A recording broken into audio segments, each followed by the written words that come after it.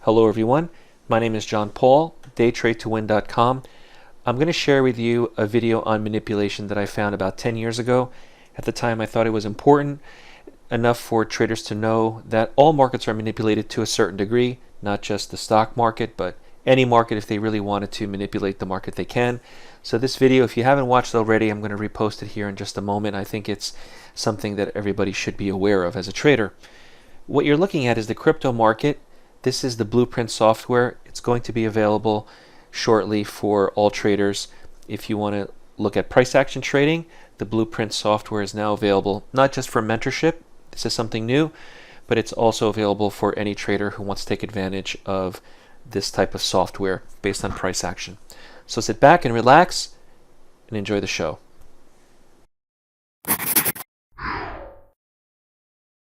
Welcome to Wall Street Confidential. I'm Aaron Task, joined again by Jim Cramer. Jim, welcome. Good to see you. Thanks for being here. There's a lot of economic data out today, but I want to talk about something else first. Again, today we have the misdirection from the futures. The futures pointing to an up market, and as of right now, stocks are down again. Is this just because it's the holiday period that we're seeing this? You know, a lot of times when I was short at my hedge fund and I was positioned short, meaning I needed it down, I would create a level of activity beforehand that could drive the futures. It doesn't take much money. Similarly, if I were long and I would want to make things a little bit rosy, I would go in and take a bunch of stocks and make sure that they're higher, and maybe commit $5 million in capital to do it, and I could affect it. What you're seeing now is it probably is bigger market now. Maybe you need $10 million in capital to knock this stuff down, but it's a fun game. And it's a lucrative game, and you can move it up and then fade it. That's often creates a very negative feel. So let's say you take a longer-term view intraday, and you say, listen, I'm going to boost the futures, and then when the real sellers come in, real market comes in, they're going to knock it down. That's going to create a negative view. That's a strategy very worth doing when you're valued on a day-to-day basis. And I would encourage anyone who's in the hedge fund game to do it because it's legal, right? And it is a very quick way to make money and very satisfying. Okay. Well, by the way, no one else in the world would ever admit that, but I can care. That's right, and you can say that here. I can't. I'm not going to say it on TV. Well, on a related note, there's so many more hedge funds today than when you were managing your hedge fund. Right. Do you think that does that exacerbate the moves, or does it make it tougher? Well, you know, the hedge funds are positioned long short, okay, not just long like mutual funds. So it's really vital these next 6 days because of your payday.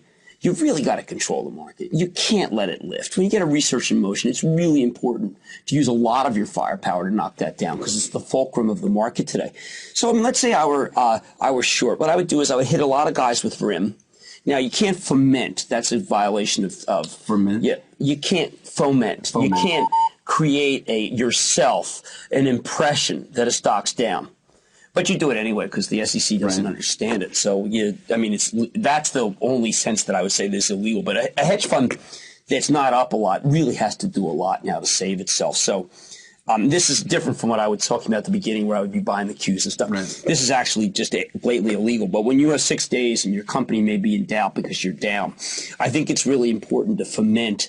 If I were one of these guys, foment an impression that research in motion isn't any good because research in motion is the key today. So, you know, you would hit this guy and that guy, and when you would see an offering, when you see a guy who's bidding, you'd wipe out that guy very quickly. And what I used to do was called, if I wanted to go higher, I would take and bid, take and bid, take and bid. And if I wanted to go lower, I'd hit an offer, hit an offer, hit an offer. And I could get a stock like RIM for maybe, that might cost me 15, 20 million. Annie, to knock RIM down. But it would be fabulous because it would beleaguer all the moron longs who are also keying on research in motion. So we're seeing that. That's, you know, again, when your company's in a survival mode, it's really important to defeat research in motion and get the Pisanis of the world and the people talking about it as if there's something wrong with RIM. Then you would call the journal and you get the bozo reporter on research in motion and you would feed that there's a Palm's got a killer it's going to give away. These are all the things you must do on a day like today. And if you're not doing it, maybe you shouldn't be in the game. Okay. Another stock that a lot of people are focused on right now seems to be Apple. Yeah, Apple's very important to spread the rumor that that both Verizon and ATT have decided they don't like the phone. Right. That's a very easy one to do because it's also you want to spread the rumor that it's not going to be ready for Macworld. And this is very easy because the people who write about Apple want that story. and you can claim that it's credible because you spoke to someone at Apple, because Apple isn't in it, doesn't. Right, they're not going to comment. They're not going to say. So it's really an ideal short. And I would, again, if I were short Apple, I would be working very hard today to get that. And the way you would do that is you pick up the phone and you call 6 trading desk and you say, listen, I just got off the phone with my contact at Verizon. And he has already said, listen, we're a Lucky G house. We're a Samsung house. We're a Motorola house. There's no room for Apple. They want too much. We're not going to let them in. We're not going to let them do what they did to music.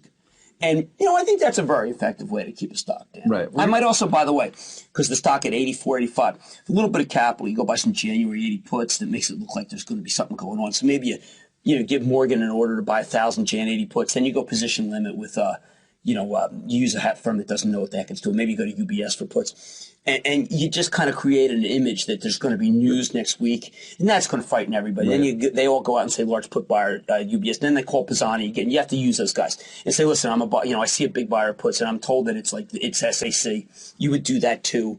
And these are all what's really going on under the market that you don't see. Right. Nobody else talks about it. Right. But what's important when you're in that hedge fund mode is to not do anything remotely truthful.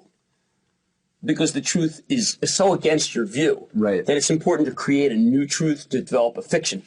And the fiction is developed by almost anybody who's down like 2% to up 6% here. You can't take any chances. You can't have the market up any more than it is if you're up 6. Because starting Jan 2, you'll have all your money come out. So what would you do if you're in that situation and you feel like you're desperate? Is that you would do these actions? So you're talking about the mechanics of the market. Well, the mechanics are much more important than the fundamentals. Oh, okay, well, but in terms of the fundamentals, you've been writing about how you think. Who cares about the fundamentals? Research in Motion just blew out the court. Right. But look what people can do. I mean, that's a fabulous thing. The great thing about the market is it has nothing to do with the actual stocks. Right. Now, look, over maybe 2 weeks from now, the buyers will come to their senses and realize that everything that they heard was a lie. But then again, Fannie Mae lied about their earnings for $6 billion. So, right, and Bristol Myers lied. It's just fiction and fiction and fiction. And I think it's important for people to recognize that the way that the market really works is to have that nexus of hit the brokerage houses with a series of orders that can push it down, then leak it to the press, and then get it on CNBC. That's also very important. And then you have a kind of a vicious cycle down. Right. And it's a pretty good game. And it can be played. You can pay for a % or two. Right, and then do you get long before Macworld and the expectation that the iPhone is going to be down. good? Right, and then you go back You flip to the certainly long got side. to use the other side. Interesting. Yeah, and there's a case where I would say the January 80 puts can be justified because after I've knocked the stock down to 80, I can buy a lot of common. And then play it right into Macworld where they'll probably introduce the phone and Verizon's going to take it. Okay. Well, maybe the fundamentals don't matter, but let's talk about the Fed. Remember, what Wall Street Confidential is not giving you the party line. Oh, here's the party line, by the way. I spoke to Apple. The phone. I hear the phones are good, and Verizon might take it. And as a matter of fact, the research in motion sellers, I don't think they know what they're talking about. But you've been writing about the cell phone market. You think you don't want to be involved in that. The problem with the cell phone market, frankly, is that these guys are all killing each other. Someone has to take a dive. Motorola and Nokia have to get in a room and just fix price. They've been reluctant to do that because of the various justice departments and because they it's illegal, right? Yeah. Well, that hasn't stopped a lot of other companies. This is true. This seems to be a case where they seem to be directly worried about the authorities.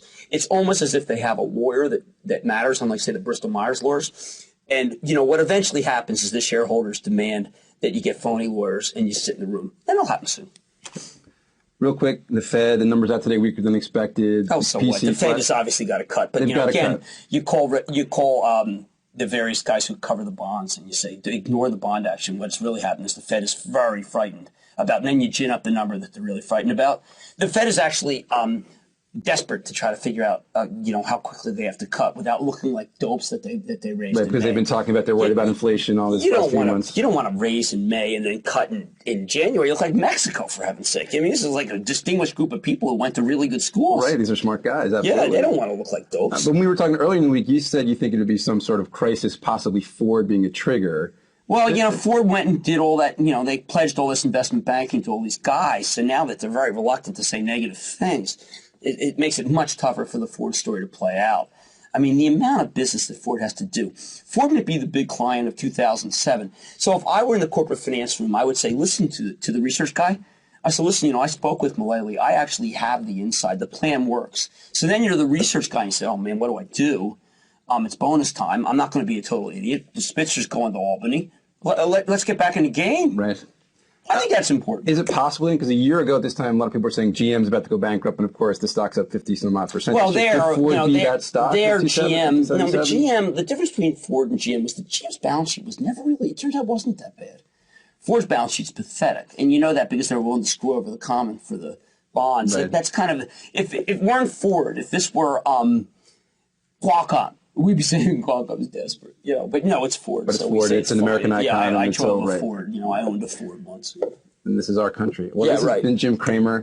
Again, what I'm trying to go for in the Wall Street Confidential, and I'm not saying you're sending me. I have to talk about what it's like at my hedge fund, okay? And what other hedge funds do, because the difference is that if this is an intraday show. And you need to know what I know is going on. Now, we step back. Research in Motion was a real blowout quarter. It was a really good quarter. And I was quite surprised how strong the margins were. It looks like the other guys have really dropped out. It's a terrific story. Should it be up 6? Yeah, I think so. But, look where we are. It's Friday. You got 5 more days to make your quarter. Right. Can you really risk having RIM up this much? I don't think you can. Okay, and they're not. And if I'm correct, you're off next week. Yes, I am. Okay, and I am as well. Right. So we'll be back in 2007. I'm hoping that we finish the year at 1260 because that's at 12,460 because that's what I said at the beginning of the year was. Now, yesterday we came in and we were 20 points away from what I predicted. I want to nail it. Do you have a forecast for 2007? Yeah, but I'm not. It's over a series of 5 days, so people have to go to realmoney.com. Check it out on realmoney.com. And Jim, thanks very much for being here. I'm Aaron Task. Stay tuned for more of TheStreet.com TV. If you're new to day trading and want to learn more on the benefits of trading the markets, visit DayTradeToWin.com, join the next mentorship class starting later this month, and subscribe to the Day Trade to Win YouTube channel. We focus on price action and we work exclusively with new and beginner traders who want to learn more on how to prosper from trading.